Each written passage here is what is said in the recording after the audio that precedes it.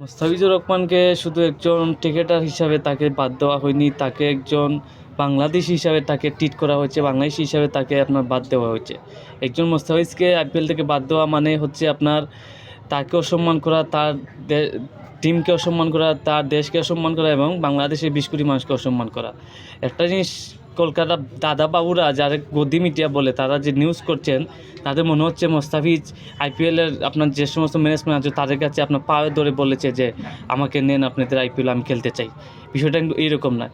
কারণ আইপিএলের যারা আপনার টিকিট বোর্ডে যারা ম্যানেজমেন্ট রয়েছে তারা কিন্তু আপনার বাংলাদেশে বিসিবির কাছে রিকোয়েস্ট করেছে যাতে মোস্তাফিজকে আইপিএল খেলার জন্য এনওসি দেওয়া হয়, যাতে মোস্তাফিজ খেলতে পারে।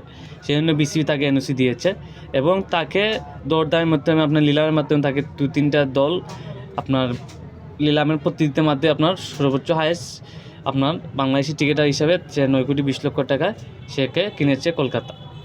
এখন এই যে কলকাতাতে যারা কট্টর হিন্দুপন্থী রয়েছে, যারা জঙ্গি গোষ্ঠী সন্ত্রাসী যারা, তারা বাধ্য করছে বাংলাদেশ ক্রিকেট বোর্ডকে আপনার রাজনীতিভাবে তারা আপনার এটা চাপ দিয়েছে তার দেশের টিকিট বোর্ড আপনার কলকাতা ফ্র্যাঞ্চাইজিকে বলেছে তাকে ছেড়ে দেওয়ার জন্য। এটা শুধু তাকে অসম্মান করা না, সেটা বাংলাদেশকে অসম্মান করা।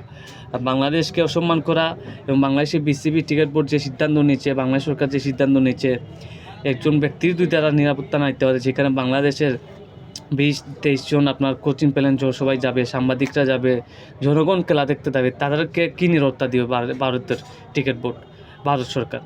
যে বাংলাদেশ যে সিদ্ধান্ত নিয়েছে এটা আমরা স্বাগত জানাই।